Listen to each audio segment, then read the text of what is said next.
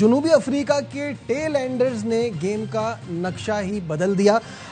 जिस तरह से उन्होंने बैटिंग की, ऐसा लग रहा था कि हमें उनसे सीखना चाहिए। ये हमारी कंडीशन कम और उनकी ज़्यादा लग रही थी। आखिरी 2 विकेटों में 171 रन की शराकत रही। बहुत ही ज़बरदस्त परफॉर्मेंस एंड में जाके। और मुझे अफसोस इस बात का है कि हमारे हेड कोच ये कह रहे थे कि 350 तक का स्कोर होगा तो ठीक है। यहाँ 375 और 400 भी सेफ नहीं था, जो हमने देखा कि उन्होंने 404 का टोटल बनाया और एक बहुत ही हेल्दी 71 रन की लीड हासिल की। मेरे साथ हैं our sports correspondent Shahid Hashmi साहब। शाहिद साहब, कल मुझे लगता है जो आपने बात कही थी ना कि कोई मसला नहीं है, हो सकता है जुनूबी अफ्रीका लीड ले ले और सीरीज 1-1 से बराबर भी हो जाए तो कोई इतनी बुरी बात नहीं होगी, वो सुन के ना रिलैक्स ही हो गए शायद।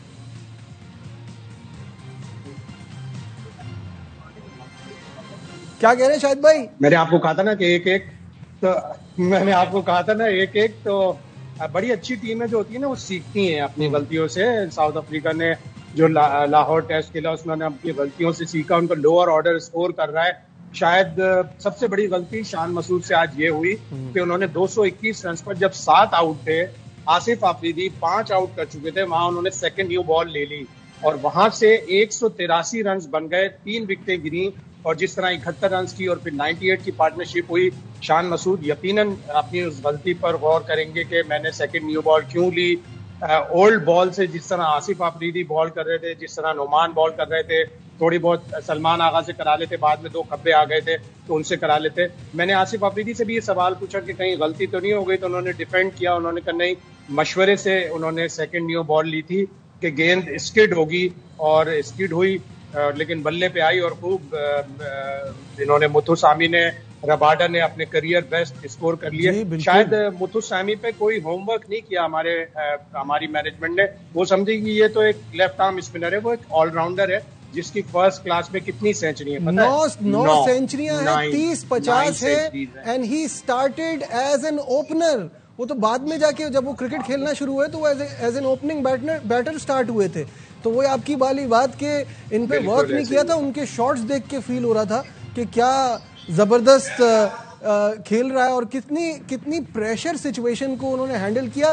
साथ में मुझे महाराज का रोल बहुत अच्छा लगा कि जब उन्होंने देखा ना कि ये एक एंड संभाले हुए हैं तो महाराज शुरू में तो बहुत चार्ज करते रहे, फिर बाद में ब्रेक के बाद आए तो थोड़ा और संभल के खेला महाराज ने भी, और फिर रबाडा ने तो टेस्ट में T20 का मजा दिखा दिया। तो बहुत ही ज्यादा अफसोस कि पाकिस्तान वो जो एडवांटेज ले सकता था ना टॉस का, वो जाया किया। जाहिर है 221 रन पर आपने 7 आउट कर दिए थे, अभी उनको 112 रन चाहिए थे। आपको कम से कम 80 रन की लीड लेनी चाहिए थी, लेकिन आपने नई गेंद देकर रबाडा को मौका दिया कि मारो छक्के, बैट पे इतना आसानी से सुकून।